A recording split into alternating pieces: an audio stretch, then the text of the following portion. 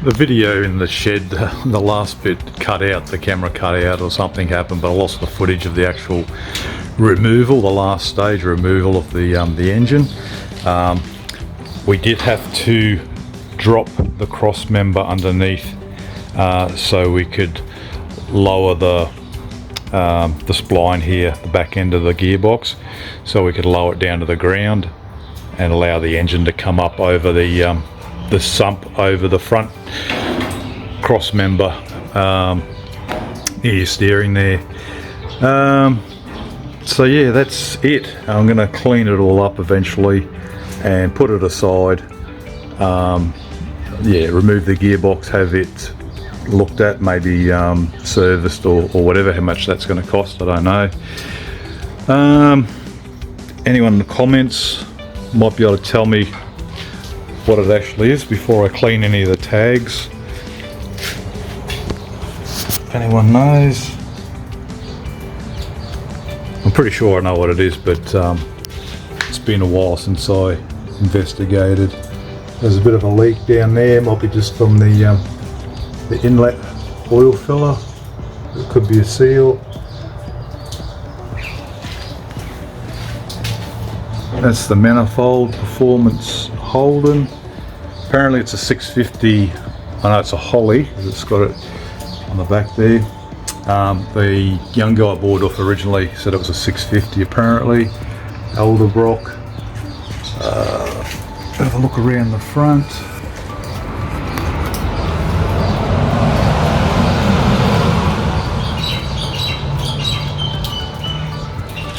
Down the side here, it's got the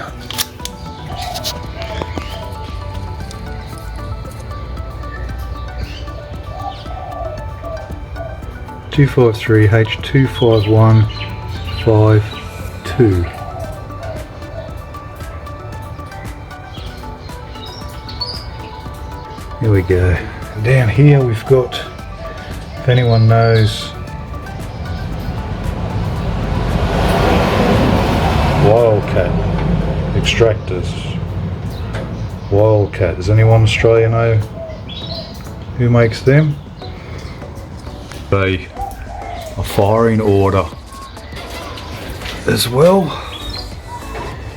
Might be it. But there, it's normally on the casting here somewhere. I know my other one it does.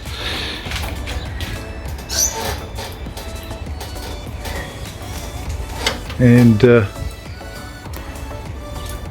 I did a video on in my playlist earlier video on Top Dead Center TDC, if anyone's aware of that. Any younger guys into turbos LSs probably don't have a clue what Top Dead Center is. I'm not too sure. What else? Yeah, power steering pump is off, and I'm going to probably put a electronic one back on. Maybe an electronic pump if I use this engine. That will be a long time down the track.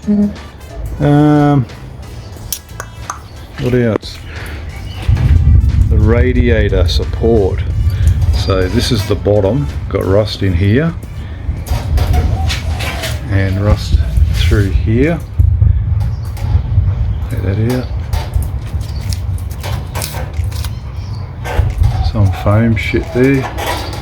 So I'm actually going to have a go at cutting this rust out myself, seeing what's behind and repairing it myself. I'm going to buy some sheet metal and see how I go, because it's underneath, you don't see it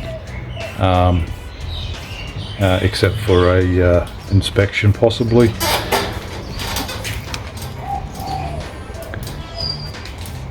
Radiator will come off and it will probably be junk, so it will go. So that's where I'm at.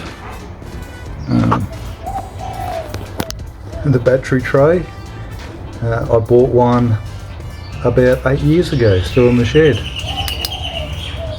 So yeah, that's the bottom, that's the rust I'll be dealing with. It's mainly down this end, but probably 50% of it looks pretty dead, rooted. Okay guys, thanks for tuning in. Till next time. Oh, one other thing I was going to mention too, I don't know if I mentioned it.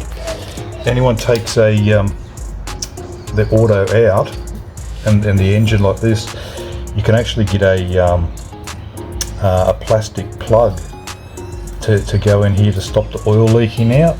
Mine was sitting pretty level the whole time, so I've taken that plastic bung out and nothing's come out because the pan, if you know what I mean, the pan's pretty level, so if I tilted it up it'd probably run out.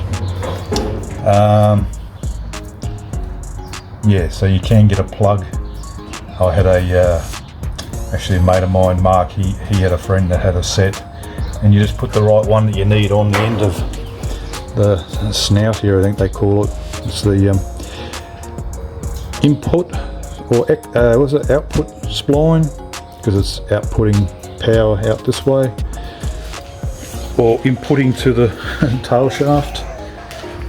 There you go guys, that's where I'm up to.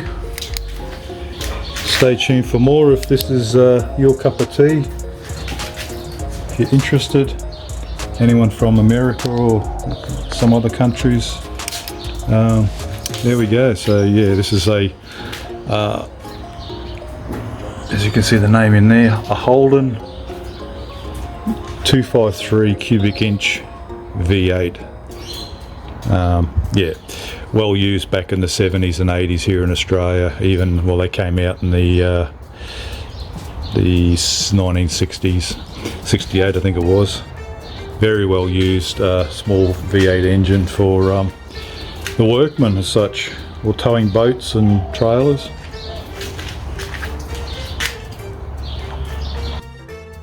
Ho ho ho! Merry Christmas!